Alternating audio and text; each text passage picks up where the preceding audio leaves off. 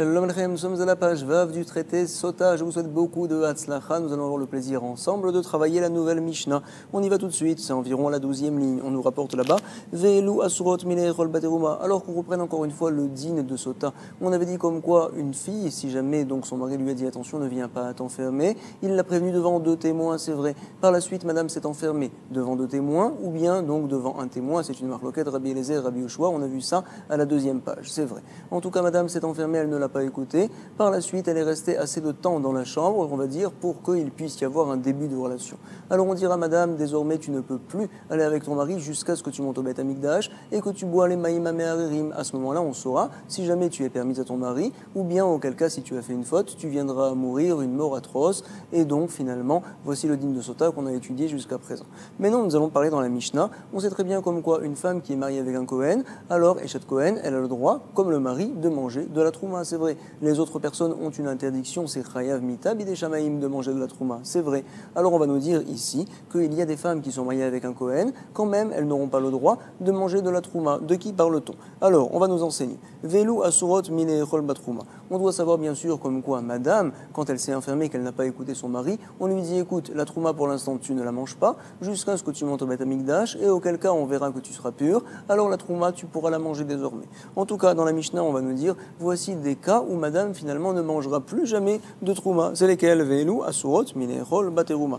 Tout d'abord, à Omeret Temeani, une fille qui vient à dire à son mari, cher mari, je suis impur envers toi. De quoi parle-t-on? On a enseigné dans le traité Nedarim, comme quoi une dame finalement un jour elle vient dire à son mari, je suis impur, j'ai eu une relation interdite. Alors on dit, tu sais, tu ne la crois pas. Pourquoi? C'est fort possible qu'elle ait posé ses yeux sur quelqu'un d'autre et c'est la raison pour laquelle maintenant elle dit comme quoi elle est impure avec toi pour que tu la divorces et que pour qu'elle puisse se remarier avec quelqu'un qui lui plaît, qu'elle aime. Alors donc finalement on ne la croit pas du tout. De quoi parle-t-on dans la Mishnah? On parle d'un cas donc finalement d'une sota, à savoir que madame on l'a prévenue, ne t'enferme pas. On sait comme quoi elle n'a pas écouté, qu'elle est partie s'enfermer et par la suite avant de monter au Beth Amikdash, là elle dit j'ai été impure. Alors là on va la croire par contre parce que déjà on a vu qu'elle n'a pas écouté son mari. Alors on dira madame en tout cas, madame tu ne manges pas de trouma. Et également elle ne pourra plus être avec son mari bien sûr se devra de la divorcer. Ve'elu asurot mineirol bateruma. Tout d'abord, Raomeret, Temeani, Lecha. Également, autre cas, c'est quoi? Vesheba Wedim, Shei, Temea. Si jamais des témoins sont venus et qui ont dit comme quoi madame, elle était impure. De quoi parle-t-on? C'est tout à fait évident. Si jamais des témoins viennent à dire comme quoi madame était impure, c'est sûr comme quoi elle ne va pas manger de trouma. Madame doit être divorcée, c'est tout à fait évident. Le chidouche ici que l'on apprend dans la Mishnah, c'est que bien que madame est montée au Beth Amikdash, qu'elle ait bu là-bas les maïm améharim et qu'on a vu qu'elle était pure finalement, elle n'est pas morte, comme ça on voit. Et quand même, par la suite, sont venus des témoins et ils ont dit non, madame, elle a eu une relation interdite. Alors, on va écouter les témoins. On ne va pas dire que les témoins sont faux. On va dire, les témoins, ils ont dit une telle chose. Ça y est, madame, finalement, donc, ça y est, tu es interdite à ton mari. Tu n'as plus le droit de manger de la trouma. Ton mari va te divorcer. Comme ça, nous rapportons donc dans la Mishnah. C'est le deuxième cas. Vesheba Wedim, Shei Temea. Autre cas, on nous rapporte Vea Omeret, Eni Shota, une femme, donc, qui a été enfermée, qui devait monter au Beth Amikdash, mais elle a dit non. Moi, j'ai pas envie de monter là-bas pour aller boire les eaux. Je n'ose pas faire une telle chose. D'accord, mais alors tu es interdite à ton mari. Également la trouma, c'est terminé pour toi. C'est ce qu'on rapporte ici. Vea Omeret, Eni Shota. Eni, c'est la négation. Je ne veux pas. Je ne veux pas boire les maïm améharim. Autre cas, Veshebaala et Norotse Leashkota. Un cas où cette fois le mari la prend en miséricorde. Il ne veut pas la faire boire ces eaux-là parce qu'il a peur comme quoi elle vienne à souffrir. Il ne veut pas lui faire honte. C'est pas grave, désormais elle va m'être interdite, c'est vrai. Mais en tout cas, je ne veux pas la monter au Beth Amikdash. Très bien, mais en tout cas la trouma, ça y est, tu peux plus lui donner. Veshebaala et Norotse Leashkota. On nous rapporte un dernier cas dans la Mishnah, Veshebaala, Baalea Baderer.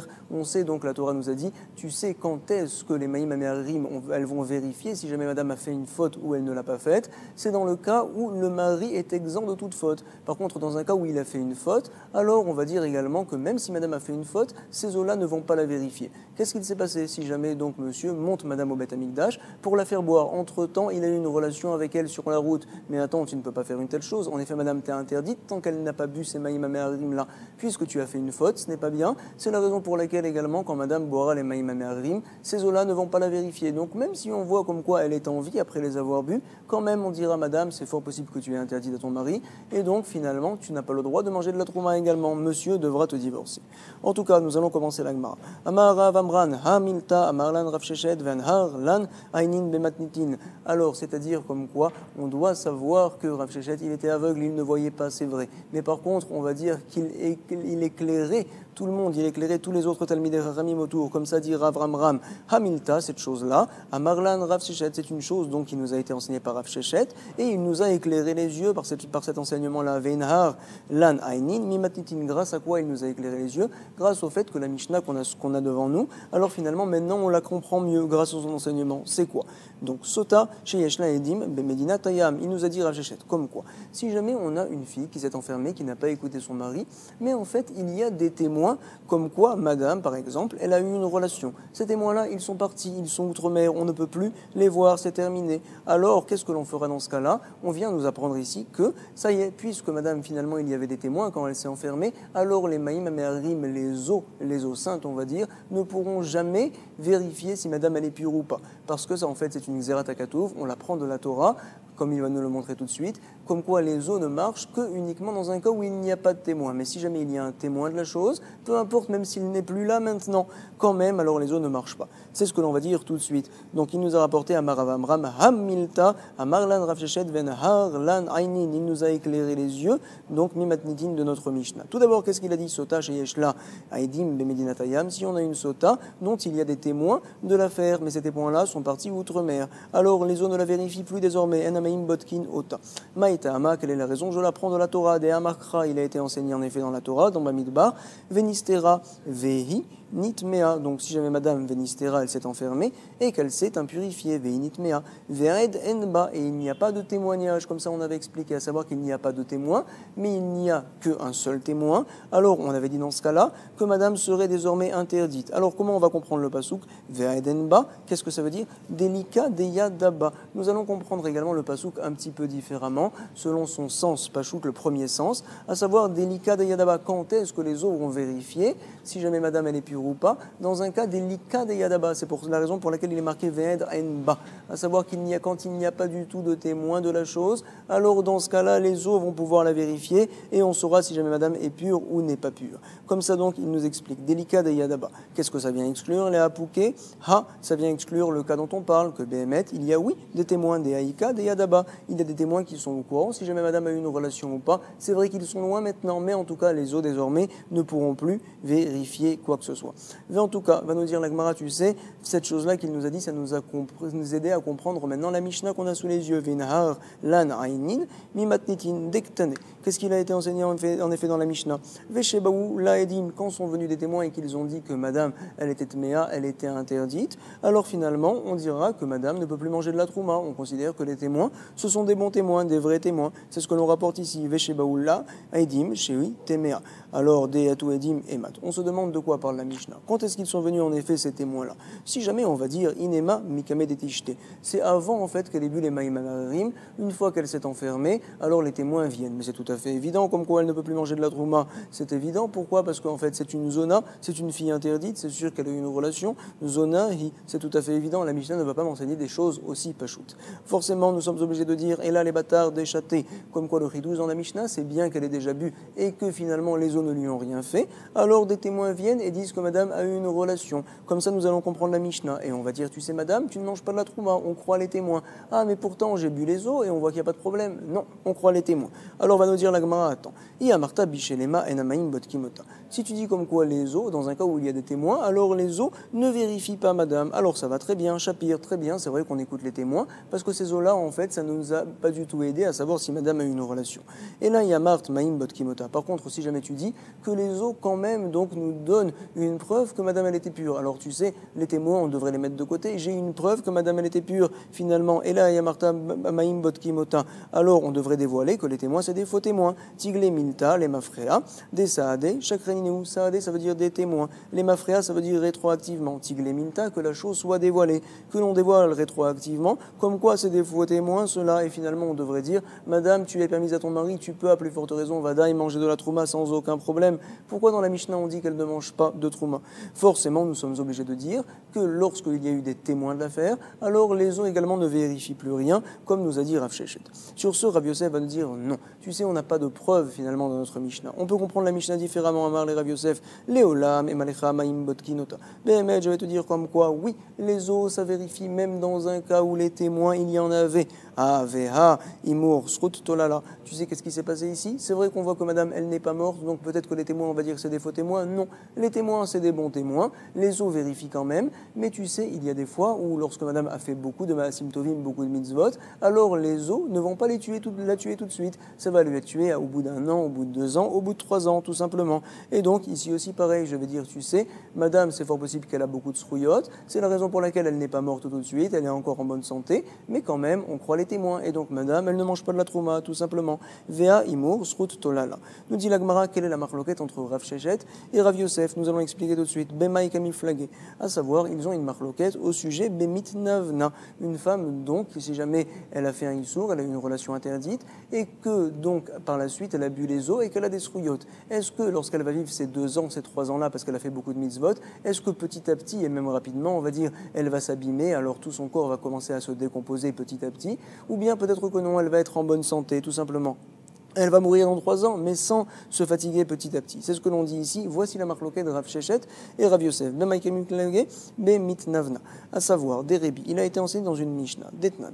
Rabbi Omer srut tolela, bemaim a marim. Rabbi pense comme quoi, grâce au fait que madame a fait beaucoup de mitzvot, c'est la raison pour laquelle son srut, il est tolé, il fait suspendre la punition, on va dire. Bemaim a marim, c'est la raison pour laquelle elle ne mourra pas tout de suite, elle mourra plus tard. Par contre, attention, elle n'aura pas d'enfant. Vena yoledet. Vena, mais Shabachat. Également, elle ne va pas devenir plus belle. Et là, mitnavna veolechet. Par contre, donc, qu'est-ce qui va se passer? Petit à petit, tout son corps va s'abîmer, tout simplement. C'est ce que l'on dit ici. Et là, mitnavna veolechet. Les sauf chez Imeta beotamita. Par la suite, au bout d'un an, au bout de 2 ans, elle va mourir de la même mort que toutes les autres sototes. Comme ça, donc, c'est rapporté l'opinion de Rabbi.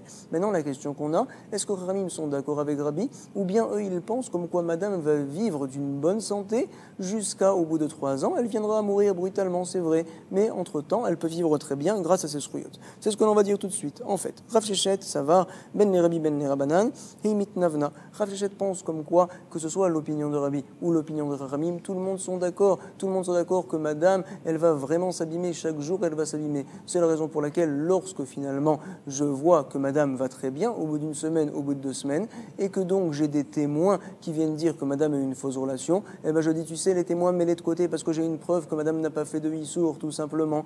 Et donc, finalement, pourquoi, quelle est la raison pour laquelle madame ne mange pas de trouma? On est obligé de dire, on est obligé d'arriver au fait de dire que tu sais pourquoi finalement les témoins ont dit que c'est des bons témoins, parce qu'on dit que les eaux, quand il y a des témoins, ne vérifient pas madame, tout simplement. Les maïm amérim ne sont pas bodek madame, si jamais il y avait de quelconque témoin de la chose. Donc ici aussi également, nous pouvons dire, tu sais, les témoins sont des bons témoins, et finalement ils disent la vérité. Par contre, les eaux ne vérifient rien chez madame, c'est la raison pour laquelle son corps ne s'abîme pas. Pourquoi une telle chose? Parce qu'il y avait des témoins, alors les eaux ne les vérifient pas. Tout simplement, c'est la raison pour laquelle Rav Shechet, comme ça, va bien comprendre notre Mishnah grâce à son limoud. Par contre, lui, Rav Yosef, va dire que non. Vers Rav Yosef, il pense, tu sais, c'est une marloquette entre Rébi et Haramim. Vers Rav Yosef, ça va. Les Rébi avaient mitnavna, les Rabbanan lo avaient mitnavna. Selon Rébi, donc Béhémet, madame, elle s'abîme chaque jour. Selon Rabbanan, non, elle vit bien pendant 3 jours, pendant 3 ans, par exemple, pendant 2 ans, 3 ans, c'est vrai. Et donc, nous pouvons très bien dire que notre Mishnah va comme Haramim. Peut-être, Béhémet, que ces eaux-là, finalement, ça va la tuer. Même s'il y avait des témoins de la chose, nous n'avons pas de preuves. Ah, pourquoi on voit que madame est en forme et quand même on croit les témoins? Comment est-ce possible? Si jamais les témoins sont vrais, alors on dirait que madame devrait mourir. Non, elle mourra dans 3 ans, ne t'inquiète pas. Pour l'instant, elle va bien parce qu'elle a fait beaucoup de mitzvot, beaucoup de bonnes actions. Comme ça, nous allons dire. Donc finalement, de la Mishnah, selon Rav Yosef en tout cas, on n'a pas de preuves. On va dire que ça va comme Chachamim. Et donc, on peut très bien dire que finalement, les Maïm Amérim peuvent vérifier madame, on va dire, même lorsqu'il y avait des témoins de la chose. Comme ça, donc, la Gemara nous rapporte. En tout cas, Rav Yosef Savar, les Rabbi avaient mitnavna, les Rabbanan lo avaient mitnavna. Point. En tout cas, on va maintenant essayer d'apporter des objections à ce que nous a enseigné Rav Shechet. Encore une fois, nous a dit Rav Shechet que quand il y a des témoins du fait que madame a eu une relation, les Maïm Amérim désormais ne sont pas bodek ota. Metiv Rav Shimi Barashi, à savoir, il a été enseigné, c'est Rabbi Shimon. Il nous dit, tu sais, Rabbi Shimon Omer, Nata Omer Srutolela, Bemaïm, je vais te dire, tu sais, comme quoi, c'est sûr, comme quoi, dès que madame va boire les Maïm Amérim, qu'elle est fait beaucoup de mitzvot ou qu'elle n'en ait pas fait, quoi qu'il arrive, son srout ne va pas être tolé, ne va pas suspendre, on va dire, la punition pendant 1 an, pendant 2 ans. Non, c'est pas vrai. Toutes, elles meurent en même temps, elles meurent au départ. Pourquoi une telle chose? Il nous dit, Rabbi Shimon Omer, en srout tolé bemaim marim, veimata Omer srout tolé, parce que si jamais tu disais que le srout il est tolé, que madame va vivre pendant 1 an, pendant 2 ans, bemaim marim, alors matre ata et amaim, mipne kolanashim, finalement tu vas repousser les eaux devant toutes les femmes, à savoir toutes les femmes finalement ne vont plus avoir peur de ces eaux-là, elles vont se dire, bon, moi j'ai fait beaucoup de mitzvot de toute façon, donc je vais vivre pendant longtemps, donc matre ata et amaim bifne kolanashim pshotot, tu repousses ces eaux-là devant toutes les femmes, veata motzi shemra à la théorot, et également qu'est-ce que tu vas faire que finalement quand une femme va monter au Beth Amikdash qu'elle va boire, tu diras, tu sais, c'est possible comme quoi elle n'est pas pure, tout simplement elle va bien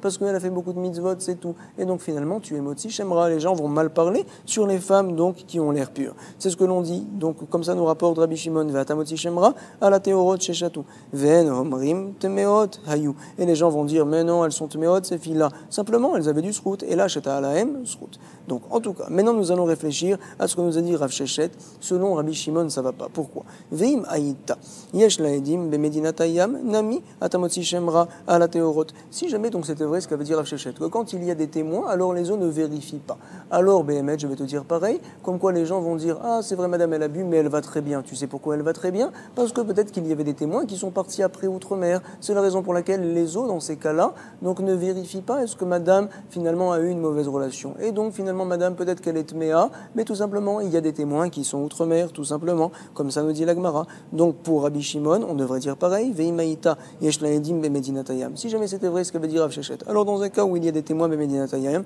nami atamotzi shemra à la théorot, également tu vas faire un shemra sur les femmes qui sont pures chez Chatou. Pourquoi? Parce que les gens vont dire, mais non, elles sont impures, mais simplement il y avait des témoins. Venomrim temeot ayu. Et là, chez Yashlaen, Edim bemetinatayam, ils vont dire, tu sais, elles étaient impures, mais il y avait des témoins bemetinatayam, c'est la raison pour laquelle les eaux ne les vérifient pas. L'Agmara va pour l'instant nous répondre, on verra que par la suite ça ne va pas tenir. Mais en tout cas, l'Agmara va nous dire, tu sais, selon Rabbi Shimon, nous allons dire que ce qu'a dit Rav Sheshet, c'est vrai que ça ne marche pas. Pourquoi? Parce que les Rabbi Shimon, les Rabbi Shimon, midesrut lotalia, et dinami lotalou. On va dire, tu sais, selon Rabbi Shimon, de la même manière que Béhémet, midesrut, l'otalia, de la même manière que le srout, que les bonnes actions de madame, ça ne l'aide pas, ça ne la protège pas de ces eaux-là. Et également, les témoins, ça ne la protège pas. C'est Rabbi Shimon selon Sachita. Selon Rabbi Shimon, il n'y a rien qui protège. Quand tu as fait un issour, alors tu as fait un issour, voilà, et que tu vas mourir avec ces eaux-là. Chachamim, eux, de la même manière qu'ils ne sont pas d'accord sur le srout, ils pensent comme quoi, si tu as fait des mitzvot, ça te protège. Alors également, s'il y a eu si par exemple il y a eu des témoins, alors madame, finalement, ces eaux-là ne vont pas te vérifier. C'est une halakha précise. Comme ça va nous dire la Gemara. Les Rabbi Shimon midesrut lotalia, alors edinami lotalia. Point. Finalement, nous n'avons pas de kushia sur l'opinion de Rav Sheshet. La Gemara va de nouveau nous rapporter encore une autre question sur Rav Sheshet. Nous allons voir tout de suite comment toi, Rav Sheshet, tu peux penser que quand il y a des témoins de la chose, même s'ils sont loin maintenant, en tout cas les eaux ne vérifient pas est-ce que madame elle est pure ou pas. J'ai apparemment une objection. Pourquoi? Il a été enseigné par les Tanaïm. Regardez, Métivrav, qu'est-ce qu'il nous dit? On sait très bien comme quoi une sota doit apporter un korban mincha, à savoir c'est de la farine d'orge qu'elle doit amener sans y mettre de l'huile, sans y mettre également des encens, on va dire, c'est ce qu'on appelle de la levona, et donc ce korban-là, par la suite, il sera mangé par le Kohen, c'est vrai.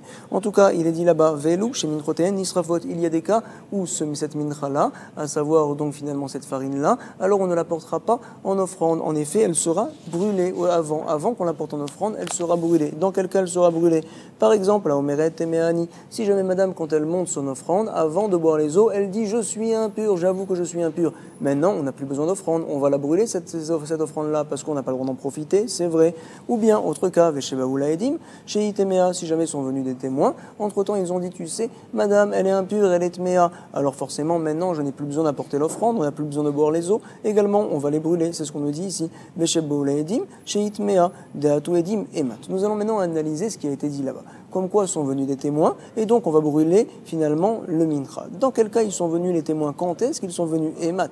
Peut-être vas-tu me dire, il est ma, mikame de tikdosh. Peut-être donc on parle dans un cas où avant que l'on ait sanctifié cette farine-là, alors ils sont venus les témoins. Vous savez comme quoi la farine, elle n'est pas sainte tant qu'on ne l'a pas mis dans le kli sharet, dans l'ustensile du Beth Amikdash. Une fois qu'on l'a mis dedans, ça y est, finalement on considère comme quoi cette mincha-là, alors Béhémet, il est saint. Alors on va te dire, peut-être donc me diras-tu que l'on parlerait ici dans un cas où Mikame des Tikdosh, avant que la farine on l'ait mis dans le keli, dans l'ustensile du Beth Amikdash, alors là sont venus des témoins, ils ont dit madame elle est impure. Il est ma Mikame des Tikdosh. Alors finalement, puisque ça n'a pas été sanctifié, cette farine-là, on aurait la possibilité, Tipouk la roline, de la racheter, on va dire. L'argent sera Ekdesh pour le Beth Amikdash, c'est vrai, mais la farine, on aura le droit de pouvoir l'utiliser. Pourquoi doit-on la brûler? C'est pas possible.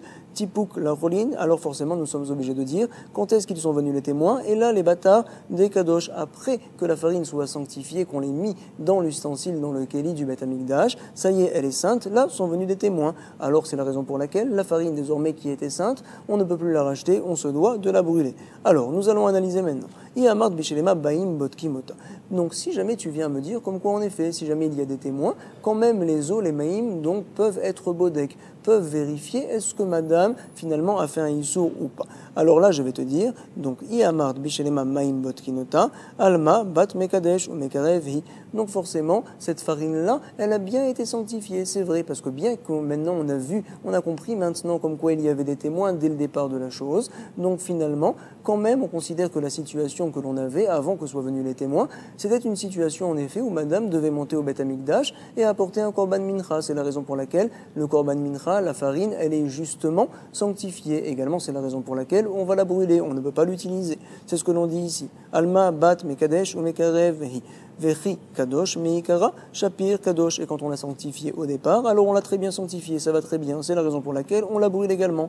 Ou mishuman machi minchata nisrefet. C'est la raison pour laquelle on la brûle. Par contre, si jamais tu viens me dire, et là il y a Martha, comme quoi en effet, lorsqu'il y a des témoins du fait que madame a eu une relation par exemple, ou bien qu'elle n'en ait pas eu, quand il y a des témoins, donc lorsque madame elle était enfermée, il y a des gens qui ont vu une telle chose, alors les autres ça ne marche pas du tout. Si jamais on dit une telle chose, alors là je vais avoir un problème. Et là il y a Martha, enamaim botkim ota. Alors on devrait dire maintenant, tu sais, une fois que sont venus les témoins, par exemple, au bout de quelques jours, ils sont venus, alors là je vais dire, tu sais, puisque les témoins ils sont venus, ils ont dit qu'ils ont vu tout ça, ça vient en fait nous montrer que dès le départ, en fait, madame ne devait pas monter au Beth Amikdash. Également ce korban mincha là, c'est pas un korban mincha, ce qu'elle a voulu sanctifier finalement cette farine là, c'est par erreur, ça ne marche pas parce que madame n'est pas du tout bar achi, on va dire, n'est pas du tout apte à monter au Beth Amikdash et à boire ces eaux-là. Ces eaux-là ne vont rien lui faire de toute manière. C'est la raison pour laquelle je devrais dire que le korban mincha ça a été sanctifié par erreur. Et donc toute chose qui est sanctifiée par erreur, on dit que ça n'est pas saint du tout. Donc on devrait dire également que ce korban mincha là, cette farine là, alors on aurait le droit de pouvoir la manger, de pouvoir l'utiliser. Pourquoi doit-on la brûler dans la braïta? On ne comprend pas.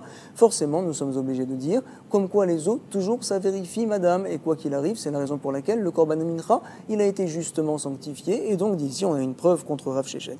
C'est ce que l'on dit ici. Ela Marta enamain botkimota tigleminta les mafrea deki kadosh miikara betaout kadosh. On devrait dévoiler les mafrea rétroactivement, comme quoi ça a été sanctifié betaout kadosh par erreur. Et donc ça n'est pas saint. Vetipok la choline, on pourrait l'utiliser cette farine-là. Je ne comprends pas. Sur ce va répondre Rav Yehuda Mediskarta. Il va dire, tu sais, la braïta on peut la comprendre différemment pour ne pas qu'elle pose de problème, selon l'opinion de Rav Shechet. À savoir, vient dire Rav Yehuda qui vient de la ville de Diskarta, Mediskarta.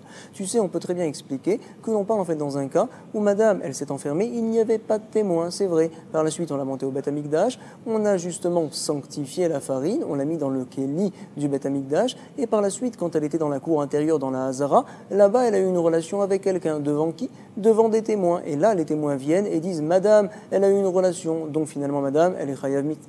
On va la tuer, ça ne sert à rien de lui faire boire les maïmarim. C'est la raison pour laquelle également le korban mincha, donc finalement la farine, cette farine-là, elle est tout à fait sainte, bien sûr, parce qu'en fait, à ce moment-là, au moment où madame, elle était enfermée, alors cette farine-là, elle servait à quelque chose, c'est vrai. Alors également, on va prendre la farine et qu'est-ce que l'on va faire? On va la mettre à brûler parce qu'elle est sainte, tout simplement. Donc finalement, la braïta vient dire Rav Yehuda Mediskarta, ne va pas à l'encontre de l'opinion de Rav Shechet. On peut très bien l'expliquer comme ça. Nous allons relire encore une fois Rav Yehuda Mediskarta, Amar Rav Yehuda Mediskarta, Kegon Shezinta Bazara. Nous parlerons dans un cas où madame a eu une relation alors qu'elle était dans la cour intérieure du Beth Amikdash, après par la suite. Et donc forcément, quand on a sanctifié au départ le korban mincha, forcément ça a bien été sanctifié. C'est la raison pour laquelle c'est saint. Deki kadosh miikara shapir kadosh. Et également, on comprend très bien qu'on doit le brûler. On n'a toujours pas de questions sur l'opinion de Rav Shechet. Et il va nous rapporter encore une autre objection, Rav Mesharchia. Il va nous dire, tu sais, Matkifla, Rav Mesharchia, j'ai encore un problème sur ta manière de comprendre cette braïta là. Pourquoi? Tu dis en fait que l'on parlerait dans un cas où madame madame a eu une relation alors qu'elle était dans la cour intérieure du Beth Amikdash. Mais c'est pas possible, quand madame rentre au Beth Amikdash, elle est entourée de jeunes Kohanim qui la surveillent tout le temps. C'est sûr qu'elle n'a pas eu de relation. Matkifla Rav Mesharchia Vealo, n'est-ce pas que Pirche Keuna, les jeunes, on va dire les fleurs des Kohanim, alors ils l'entourent, mais la Vinota. Alors on nous dit, tu sais, on pourrait très bien expliquer que, en effet, chez Zintam et Pirche Keuna, elle a eu une relation avec un de ces Kohanim-là, devant des témoins, comme ça, donc on parlerait dans la Braïta pour ne pas qu'il y ait de problème. Chez Zintam et Pirche Keuna, Atzmam, avec eux-mêmes. Ravashi va nous dire, non, on peut expliquer différemment. Ravashi Ama, Kegon, chez Nisrefra, les Kavea. On parle donc dans un cas où madame, elle a eu besoin d'aller aux toilettes. Forcément, les Kohanim, ils ne vont pas la suivre. Et là-bas, elle a trouvé une solution pour avoir une relation interdite. Il y a deux témoins qui ont vu. Et donc, c'est la raison pour laquelle ils viennent témoigner. Et également, on va brûler le Korban Mincha. Comme ça, nous pourrions expliquer la Braïta pour ne pas qu'on ait de problème sur l'opinion de Rav Shechet. C'est ce qu'il nous dit tout de suite. Kegon, chez Nisrecha, les Nekavea. Elle a eu besoin d'aller aux toilettes. De Atou, Pirkeuna, Bekipat, elle est là. Est-ce que tu penses comme quoi Atou, n'est-ce pas que quoi, tu crois que les Pirkeuna, les jeunes Kohanim, Bekipat, elle est là, ils sont accrochés à son couvre-tête à madame? Vadaï que non. C'est sûr qu'il la laisse aller aux toilettes, forcément. Nous allons voir maintenant, Rav Papa, il va nous donner encore une autre réponse. Vous savez, on peut très bien expliquer la Braïta sans dire que madame a eu une relation dans la cour intérieure du Beth Amikdash. On peut très bien dire comme quoi, finalement, madame était enfermée, c'est vrai, contre son mari. Elle s'est enfermée et il y avait là-bas des témoins. Ah, tu m'as dit, dans ce cas-là, alors finalement, la farine, elle n'est pas sainte du tout, parce que madame, elle n'est pas du tout bar achi, elle n'est pas concernée par les maïm améharim, selon Rav Shechet. Il va nous dire, oui, regarde, c'est spécial. Midera banane, on va considérer que cette farine-là, on se doit de la brûler. Behemet minatora, c'est vrai que cette farine-là, elle n'est pas sanctifiée parce que c'est un ekdesh, c'est une sanctification qui est erronée, betaout. Mais quand même, midera banane, on va dire qu'il faut la brûler. C'est la raison pour laquelle la Braïta a dit qu'on la brûle. C'est que midera banane, c'est tout. Comme ça, les Ramim ont été mahmir.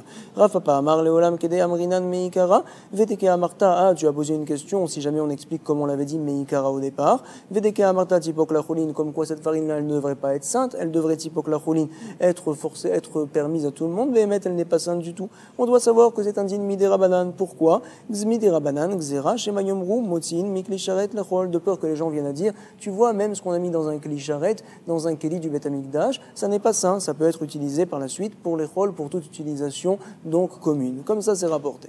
Donc finalement, on a trois manières de répondre à la Braïta pour ne pas qu'on ait de couchiottes sur Rav Shechet. On pourrait continuer à penser comme lui, comme quoi les maïm améharim vérifient, madame, que si jamais il n'y avait pas de témoins. Mais si jamais il y avait des témoins de la chose, les maïm ne sont pas bodek, même si les témoins par la suite sont partis en outre-mer, par exemple. En tout cas, nous allons apporter encore une autre kushia sur Rav Shechet, Métiv, Rav, Marie. Qu'est-ce qu'il a été enseigné? Nitmea, minchata, ad shelokidesha, ba keli. Alors, quel serait le din si jamais donc le korban mincha il a été rendu impur? Alors bien sûr, on ne peut plus maintenant l'apporter, le donner à manger au kohanim et faire brûler une partie, ce qu'on appelle le kometz. C'est pas possible de faire une telle chose, c'est impurifié. Quel serait le din? Alors on nous dit comme ça. Métiv Rav Mari. Il a été enseigné comme quoi nitmea nit minchata, lorsqu'est rendu tamé la mincha, l'offrande justement la farine, mais avant qu'on l'ait mis dans l'ustensile du Beth Amikdash, avant qu'elle soit vraiment sanctifiée là-bas. Atchelo ki desha bakeli. Alors qu'est-ce qu'on fait? Donc on considère que c'est comme tout autre mincha, donc qui a avant d'être mis dans le keli, qui a été sanctifié, c'est vrai, alors qu'elle est rendue impure, on dira, tu sais, on peut la racheter, et donc finalement avec l'argent, on le donnera au Beth Amikdash, mais la farine, on peut la manger parce qu'elle n'est pas encore rentrée dans l'ustensile, dans le keli du Beth Amikdash. Elle n'a pas encore de gdushat agouf, elle n'est pas sainte elle-même, on va dire. Sa valeur est sainte uniquement. On la rachète et on peut la manger, tout simplement, c'est dit dans la Braïta. On peut la racheter. Par contre, Mishekitcha Bakeli, une fois qu'on l'a mis dans le keli, dans l'ustensile, là, elle s'est impurifiée. Areik et Kol Amenachot Vetisaref. Alors, ça va être comme les autres Menachot, donc qui se sont impurifiés une fois qu'on les a mis dans le keli du Beth Amikdash. On va brûler, bien sûr, Vetisaref. Point.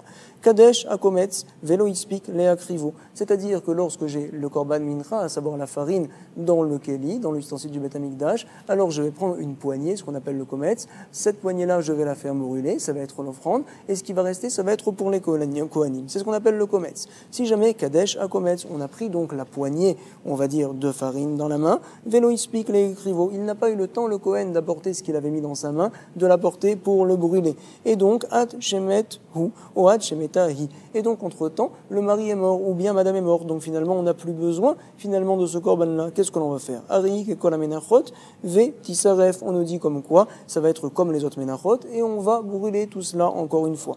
Karev, un Kometz, si jamais par contre, on a amené le Kometz, on a déjà fait brûler le Kometz, et donc, ce qui reste, c'est pour les Kohanim. Et entre-temps, avant que le Kohanim vienne à manger, alors qu'est-ce qu'il se passe? Donc, Vélo, Ispik, les Rol, Shiraim, ils n'ont pas eu le temps, les Kohanim, de manger les restes, à savoir le reste de la farine, et entre-temps, Hachemet ou Hachemetaï, entre-temps le mari est mort ou bien madame est morte. Alors, qu'est-ce que l'on fait dans ce cas-là? Alors, on nous rapporte ici, donc Vélo, Ispik, il n'a pas eu le temps, les Chol Shirim, de manger le reste, jusqu'à ce que le mari soit mort. Les Kohanim n'ont pas eu le temps de manger. Ad Shemetu ou Ad Shemetahi. C'est ce que nous dit donc la Braïta, Arei Kechol Amenachot, Vetochal, Shalasafek, Bat. Finalement, donc c'est comme toutes les autres Korban Mincha, que finalement, on va quand même dire au Kohanim, c'est bon, vous pouvez le manger, puisqu'on a déjà apporté le Kometz et qu'on l'a brûlé en Korban. Vous pouvez le manger sans aucun problème. Arei Kechol Amenachot, Vetochal, Shalasafek, Bat. Parce qu'en fait, ce Korban-là, il vient pour un Safek, Mitrila. Et ça y est, il a fait justement ce qu'il avait à faire, Kibra, Sfeka, Ve'al-Chala. Donc finalement, monsieur, il est mort, madame, il est mort, mais en tout cas, le Korban, il a justement été apporté. Et la Braïta continue, et vous allez voir d'ici, nous allons essayer d'apporter une question à ce que nous a dit précisément Rav Papa. Je me suis trompé, ce n'était pas une question sur Rav Shechet, c'était une question sur Rav Papa. En effet, qu'est-ce qu'il nous avait dit Rav Papa? Il nous avait dit comme quoi, dans le cas de la Braïta qu'on avait vu plus haut, pour ne pas qu'elle pose de problème à Rav Shechet, nous pouvons très bien expliquer comme quoi, finalement, c'est vrai que Minatora, le Korban Mincha,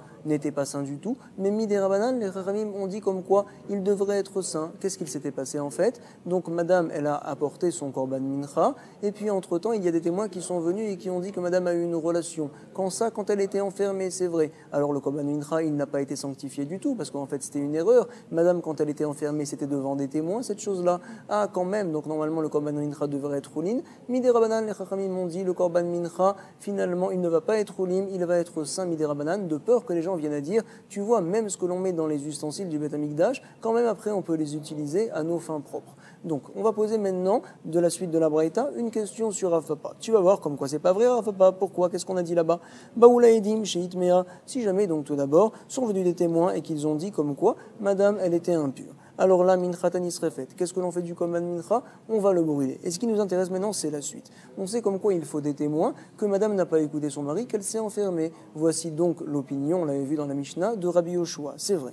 Par la suite, Nimtseu Edim Zomemim, on a trouvé comme quoi ces témoins-là, qui disent que madame s'est enfermée, alors c'est des faux témoins. Comment est-ce possible une telle chose? En fait, sont venus d'autres témoins, et ils ont dit, comment vous pouvez témoigner que madame s'est enfermée le lundi, par exemple, à 15h? C'est pas possible une telle chose. Lundi à 15h, vous étiez avec nous à un autre endroit. Dans ce cas-là, on dira, précisément, c'est ce qu'on appelle Edim Zoemim, on l'apprend de la Torah, qu'on croit les derniers témoins. On dira en effet, ces témoins-là sont des faux témoins. Finalement, donc, qu'est-ce que nous allons dire comme quoi madame, nous ne savons pas du tout si elle s'est enfermée. C'est la raison pour laquelle madame également ne doit pas boire de l'eau au Beth Amikdash, Maïma Me'arim, c'est vrai. Et donc également le Korban Mincha ne devrait pas être saint du tout. C'est ce que l'on dit ici. Minchata, Choulin, c'est bon, on peut utiliser cette farine-là à nos fins propres sans aucun problème.